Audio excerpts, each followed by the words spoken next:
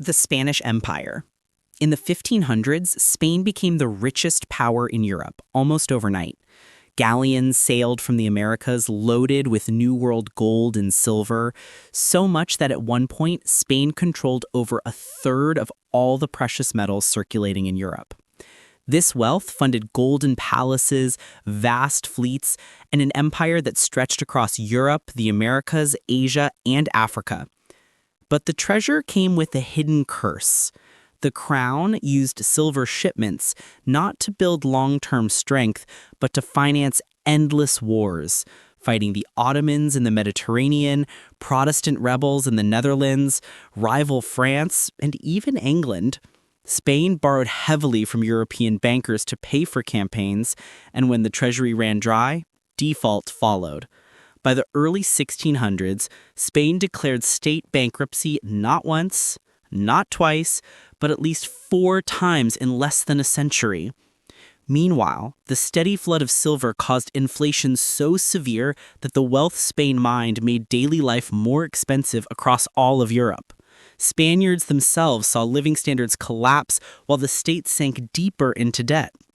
By the 17th century, imperial strength hollowed out, the famous Armada was ruined, and rivals like England and the Dutch overtook Spain as global powers.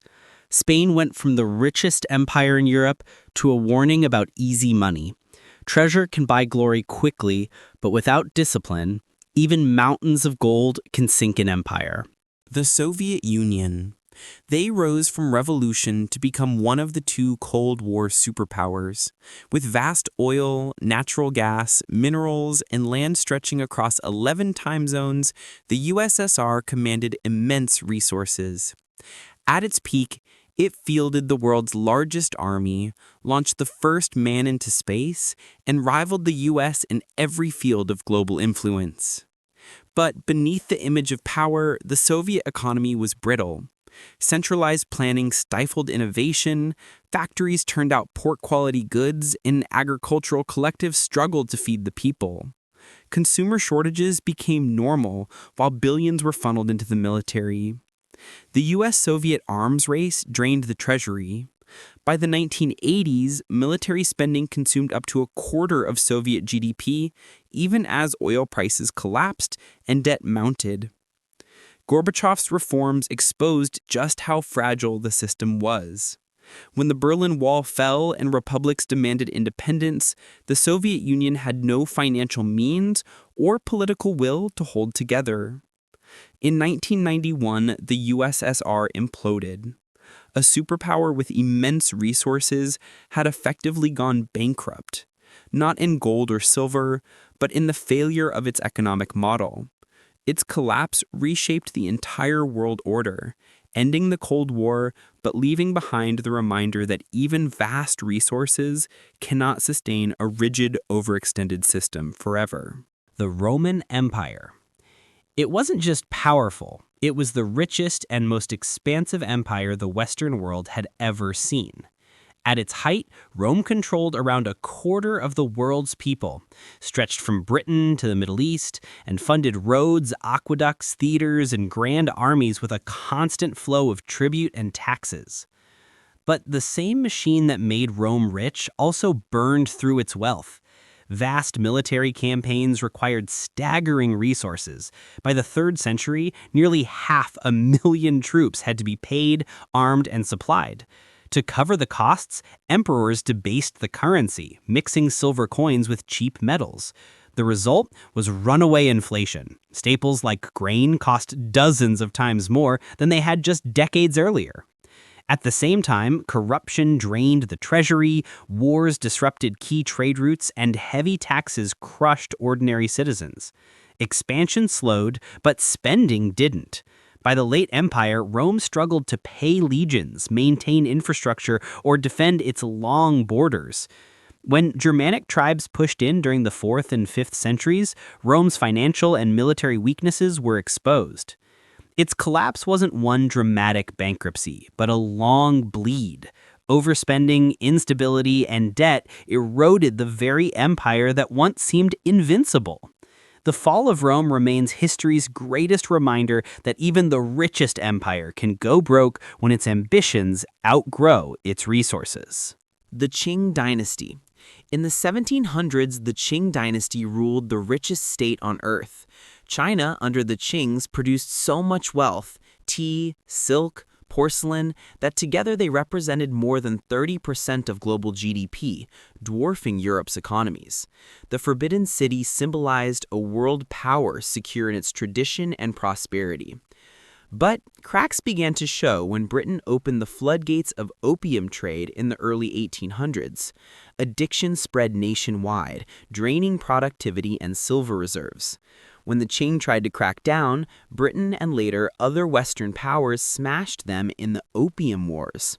After defeat, China was forced to sign humiliating, unequal treaties that ceded territory like Hong Kong and imposed crushing indemnities. The treasury, once overflowing, drained rapidly. By the mid-19th century, rebellions like the Taiping War cost tens of millions of lives and further destroyed revenue. Repeated defeats, from the Anglo-French War to conflict with Japan, exposed how far the once wealthy empire had fallen behind industrialized rivals. By the early 20th century, the dynasty that had been the world's most powerful economy was bankrupt, humiliated, and collapsing.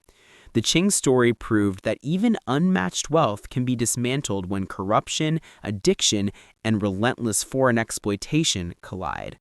The Portuguese Empire. They were Europe's first great colonial superpower. In the 15th and 16th centuries, Portuguese explorers pioneered sea routes to India, conquered parts of Africa, and established Brazil as their jewel colony. Lisbon grew rich on sugar, gold, slaves, and spices, creating fortunes few nations could match. But managing such a vast empire proved too costly. Portugal's population was small, and it relied heavily on foreign bankers and mercenaries to keep its system afloat. Corruption ran deep, and huge profits were squandered rather than reinvested. By the late 1500s, Spain swallowed Portugal into its dynasty for 60 years, weakening control further. When independence returned, Portugal faced new competition. Dutch and British fleets seized trade routes and replaced Portuguese dominance across Asia. Brazil remained the crown jewel, but dependence on one colony left the empire vulnerable, especially after Brazil declared independence in 1822. By the 19th century, Portugal was effectively bankrupt, clinging to scraps of empire in Africa while more powerful rivals ruled the seas. From richest pioneer to faded relic, Portugal's collapse showed how small size, corruption, and overextension could erase even the first global empire. The Persian Safavid Empire. At its height, the Safavid Empire of Persia was a regional powerhouse. From the 1500s onward, it controlled the lucrative Silk Road trade, exporting silk and carpets to Europe and Asia. Its capital, Isfahan, earned the nickname Half the World, with glittering mosques, palaces, and thriving bazaars funded by this flow of wealth. But that prosperity rested on fragile foundations. Later Shahs lacked the vision of their predecessors. Succession conflicts and weak rulers led to corruption at court and neglect of the economy. As European powers like Portugal, the Dutch, and Britain shifted trade to sea routes, Persia's position on overland routes weakened and vital income collapsed. At the same time, Persia faced devastating foreign invasions. Ottoman pressure from the west, Uzbek raids from the east, and ultimately an Afghan uprising in the early 1700s shattered Safavid control. By 1722, Isfahan itself had fallen, the once rich empire bankrupt and broken. The Safavid collapse shows how even dazzling wealth from a global trade monopoly can vanish when leadership falters, invaders strike, and new rivals rewrite the rules of commerce. The Ottoman Empire. For centuries, the Ottoman Empire dominated trade between East and West. Controlling key routes from the Silk Road to the Mediterranean, the empire grew impossibly wealthy, ruling over 3 continents and collecting riches in the form of tribute, conquest, and commerce. Istanbul flourished as the center of global trade, symbolizing Ottoman power. But wealth built on conquest is fragile. As Europe expanded by sea, the Ottomans lost control of lucrative Asian trade to Portuguese, Dutch, and British merchants.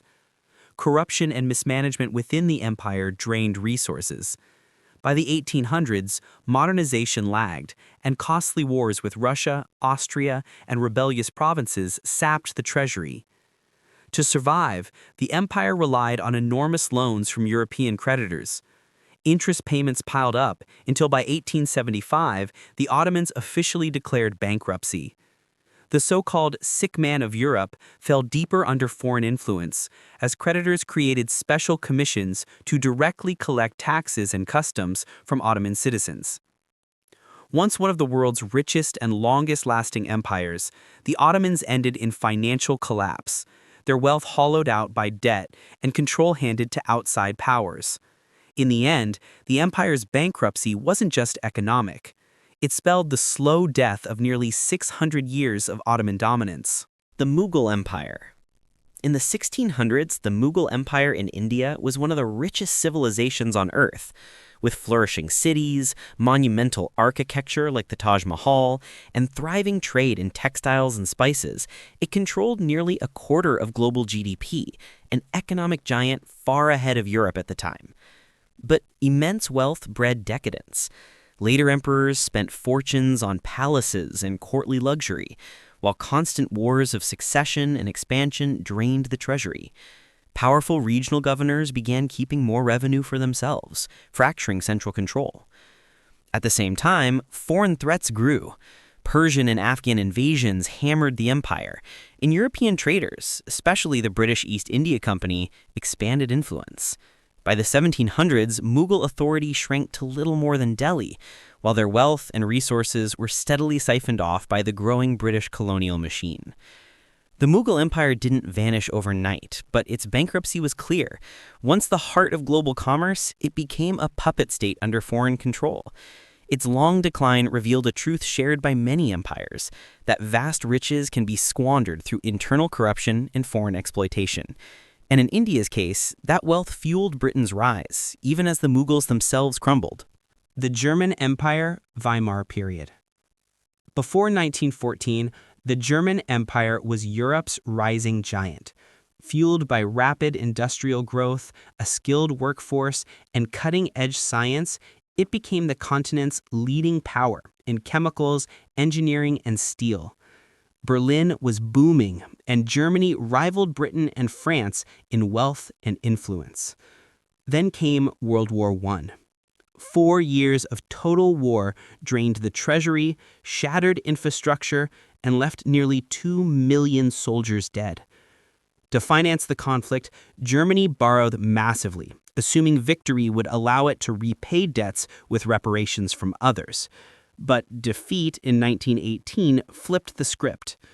Under the Treaty of Versailles, Germany was forced to pay reparations equivalent to hundreds of billions in today's dollars. The Weimar Republic printed money to meet obligations, collapsing its currency. By 1923, hyperinflation turned wages into worthless paper. Families carried stacks of banknotes just to buy bread. At its peak, prices doubled every few days, wiping out savings and plunging the middle class into ruin. Though temporary stabilization followed with foreign loans, the 1929 Great Depression hit Germany hardest. Banks collapsed, unemployment soared, and resentment exploded, fueling extremist movements that promised a way out. Germany's collapse after World War I showed how an industrial giant can go bankrupt almost overnight when war debts, crushing reparations, and reckless monetary policy collide. The economic chaos of the Weimar years didn't just bankrupt a nation. It opened the door to one of the darkest chapters in modern history. The French Monarchy. In the 17th and 18th centuries, France was one of the wealthiest kingdoms in Europe. Glittering palaces like Versailles, funded by taxes and colonial trade, symbolized the unchecked power of absolute monarchy. King Louis XIV proudly declared, "I am the state," and acted like it. pouring fortunes into wars of expansion and lavish court life. But this grandeur came at a staggering cost. By Louis XIV's death in 1715, France was drowning in debt. Successor kings tried to manage it, but wars against Britain and support for the American Revolution piled on billions more in obligations.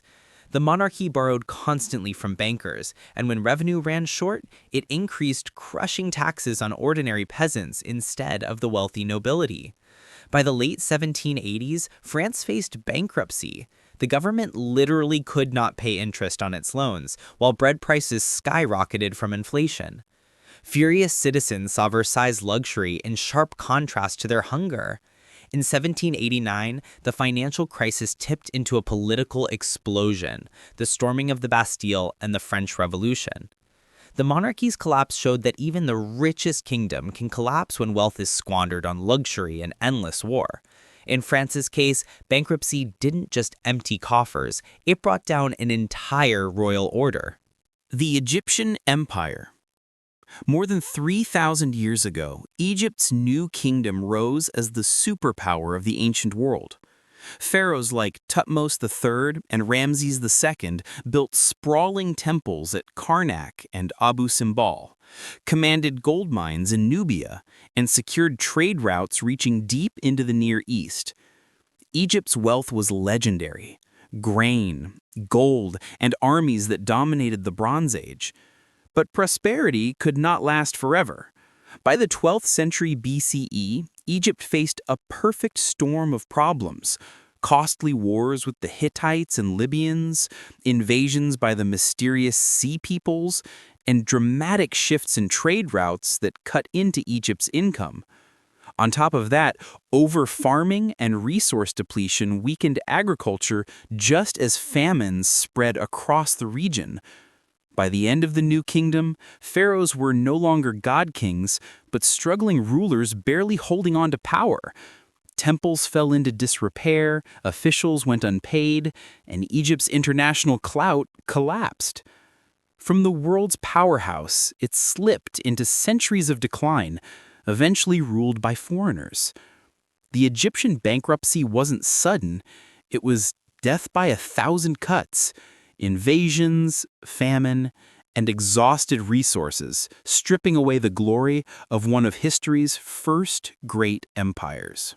The Dutch Empire. In the 1600s, the Dutch weren't just wealthy, they were the financial heart of Europe. Amsterdam bankers created the world's first stock exchange, while the Dutch East India Company became the richest corporation in history, valued in today's dollars at nearly $8 trillion. Dutch fleets dominated the seas, carrying spices, silk, and sugar, while tiny Holland built a global empire stretching from Asia to the Americas.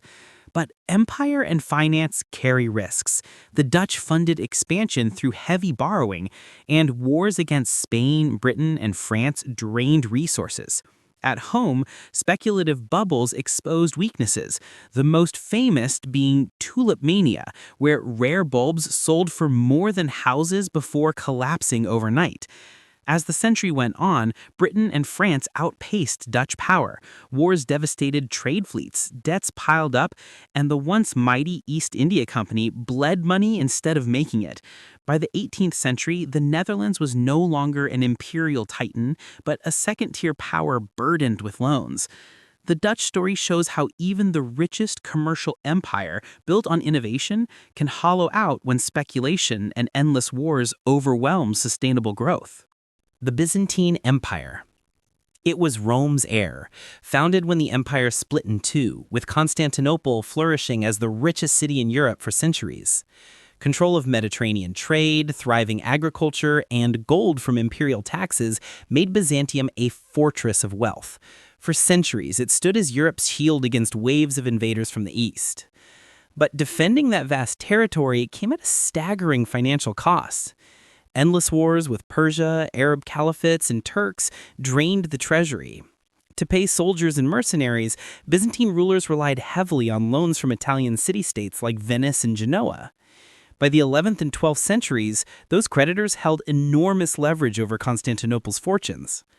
The situation became catastrophic in 1204 when Crusaders, ironically supposed allies, sacked Constantinople, looting its unimaginable treasures and crippling the economy. Though the empire limped on for another 250 years, its wealth and strength never recovered. When the Ottomans finally breached Constantinople in 1453, the once majestic Byzantine Empire was reduced to fragments, bled dry by invasions and debt. Its fall marked the end of the Roman world, a 1,000-year reminder that even inherited glory can be bankrupted by constant war and financial dependence. The British Empire. At its height, the British Empire was the wealthiest in human history, controlling a quarter of the world's land, a quarter of its people, and dominating global trade through colonies spanning every continent. Britain's industries and navy made it the workshop and policeman of the world. But behind the grandeur, cracks widened. The First World War drained huge resources, and by World War II, Britain fought at full capacity but paid a crushing price. To fund the war, it borrowed heavily from the United States through loans and the Lend-Lease program. By 1945, Britain was buried in so much debt to America that even victory couldn't restore its financial independence. The empire could no longer afford to police vast colonies. India, the jewel in the crown, gained independence in 1947. One by one, colonies across Africa, Asia, and the Middle East broke away. Maintaining them wasn't profitable anymore. It was bankrupting the metropole. By the 1960s, Britain had gone from global superpower to a middle-sized European nation, relying on American support. The richest empire ever didn't collapse because it lacked wealth, but because debt and war costs outpaced profit. Its financial collapse after WWII marked the end of centuries of British global dominance and the birth of a new world order led by the United States. The Austrian Empire, or Habsburg Monarchy. For centuries, the Habsburgs were Europe's power brokers. They married into thrones, controlled vast lands from Spain to Central Europe, and drew wealth from trade and agriculture across the continent. Vienna glittered as the center of dynastic politics, where the family motto seemed less about conquest and more about strategic marriages, leave the fighting to others. But eventually, the fighting came home. By the 16th and 17th centuries, the Habsburgs were locked in almost constant wars with the Ottomans, religious conflicts across Germany, and costly rivalries with Prussia. Each war forced massive borrowing, and by the late 1700s, debts strangled the treasury. The Napoleonic Wars were the final blow. Austria financed repeated campaigns against France, suffering humiliating defeats while piling up loans it couldn't repay. By the early 1800s, the empire had declared bankruptcy multiple times, defaulting on massive debts to its own citizens and foreign creditors. Though the Austrian Empire survived politically until World War I, its finances never fully recovered. The once wealthy dynasty became a cautionary tale of how centuries of endless warfare, combined with bloated administration, can bankrupt even the most powerful ruling family in Europe.